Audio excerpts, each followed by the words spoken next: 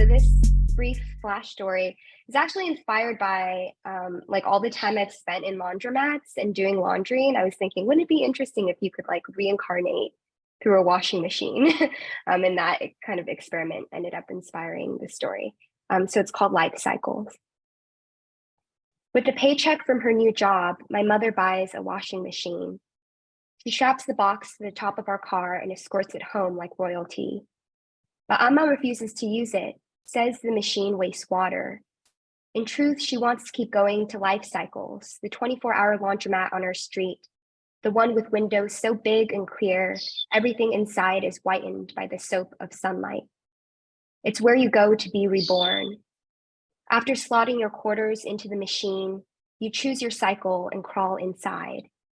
There's the delicate cycle for souls that are easily torn and must be massaged into their new forms. The power wash cycle for those whose sins are particularly stubborn stains. And the quick wash, which swallows all the rest of us. My mother says we're strapped to a cosmic wheel, and you can't just press a start button and expect to escape suffering. But Amma takes me on Sundays, and we run through the aisles laughing, flinging open the doors to every machine, witnessing rebirth. A crow gushing out like ink, a doe climbing out on wobbly legs, an octopus blended into jelly. Amma never launders her own life. Only our clothes go into the machine, never our bodies. It's better to accept your little in life, she says. I correct her. You mean your lot in life. One time I yank open a door and a slug slithers out. Amma whispers to me that it's Laiayi who's already on her 1,873rd life. She sold her house and her car and her kidneys just to fund her reincarnations. Now she lives in a metallic palace of coins, and every day she feeds a fistful to the machine and stuffs herself inside. So far, she's crawled out as every species of reptile, a battered bride, and a giraffe thigh. The rest of the body got stuck inside. Still, she's unsatisfied.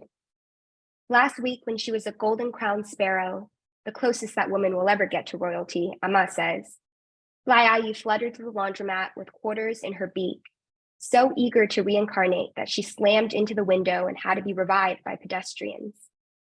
Amma shakes her head and says, some women are so terrified of repeating the same life, they'll run to anything else. Our family is the same way. My mother says she'll kill herself before she ages into a burden like Amma. And Amma says she'll grow nice and old instead of dying young like her mother did. Both of them worry I will copy their crimes, adding to the debts we've accrued in our past lives. The cousin kidnapped by her husband, the country that flooded, the aunt with the bean in her breast.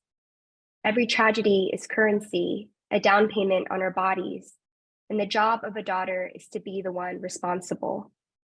I ask my mother if I can quit this job, and she says to stop going to that laundromat. It's a gutter of guilt, she says. But at night, when I see her kneeling in front of the shrine, I know she believes we've committed horrors before we were born. Because we'll never pay back our days, we have no exit. Instead of emerging into air, we paddle in the opposite direction, burying ourselves deeper inside our mothers. We grow into them like clothes, wearing all we owe.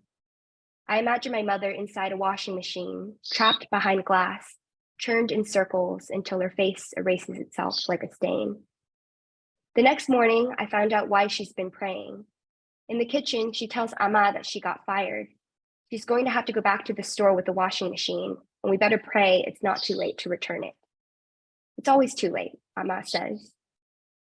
That day, I walked to the laundromat alone.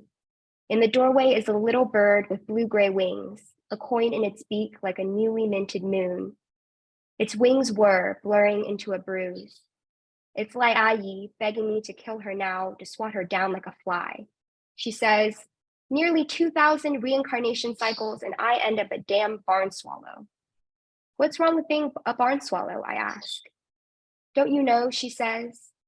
Barn swallows only have a 5% survival rate in the first year of their lives.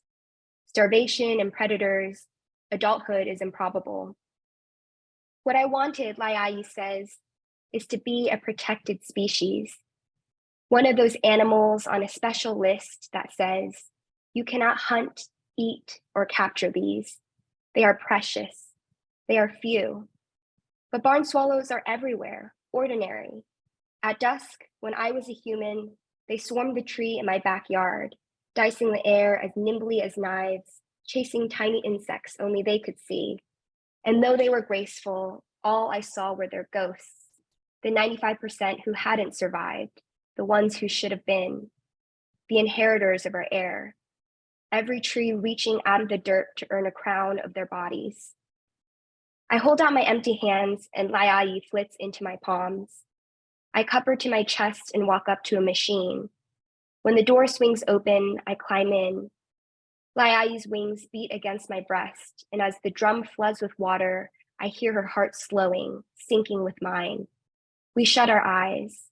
We feel the water rise and rasp in our throat. Outside, I hear Amma's voice calling to us, her hands outstretched to receive our body clean. Laiai's soul makes a nest in my chest, and the cyclone of water swallows us together. We batter the glass until it cracks.